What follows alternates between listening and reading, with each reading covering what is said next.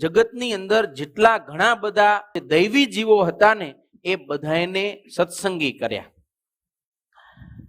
તો જે જીવાત્મા ભગવાનને માર્ગે ચાલવા ઈચ્છે એને જો સત્પુરુષનો યોગ થઈ જાય તો એને ભગવાન તરફ આગળ વધવામાં બહુ મોટું બળ મળે. આમ જો ને જગતમાં મુમુક્ષુ જીવાત્માઓ બહુ હોય પણ એને યોગ નથી મળતો.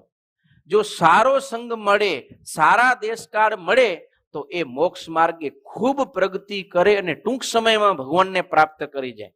પણ હોય મુમુક્ષુ જ, પણ જો આવા મોટા સત્પુરુષનો યોગ ન મળે અને કુસંગનો યોગ જો મળી જાય, ભૂંડા દેશકાળ આવી જાય તો એની મુમુક્ષુતા બધી દબાઈ જાય અને એ ગેર રસ્તે દોરાઈ જાય છે અને એનો સત્સંગ છે એ ટકી શકતો નથી. માટે મુમુક્ષુએ હર હંમેશા એવી ભાવના રાખવી કે મારે ક્યારે ખરાબ દેશકાળ કે ખરાબ સંગ ન થવો જોઈએ.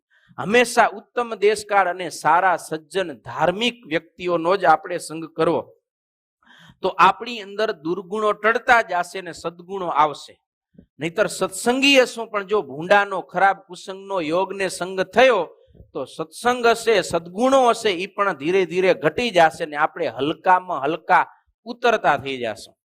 જો સારો સંગ નહીં હોય તો એટલે એ પણ આપણે શીખવાનું છે.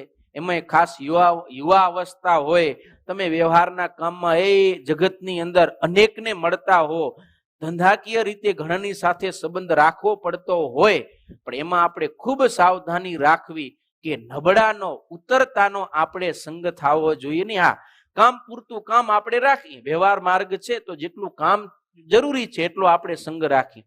પણ એનો યોગ થઈ જાય, એની સાથે બેસવા ઉઠવાની, વાતો કરવાની, સમય પસાર કરવાની મજા આવવા મંડી જાય તો ચેતી જાજો, આપણે સત્સંગમાંથી પાછા પડવાના થયા છે. માટે ખરાબનો સંગ ક્યારે કરવો નહીં. હંમેશા પવિત્ર વાતાવરણમાં રહેવું તો એના જીવનની અંદર સત્સંગ અને ભક્તિ એ વધતા જાય છે.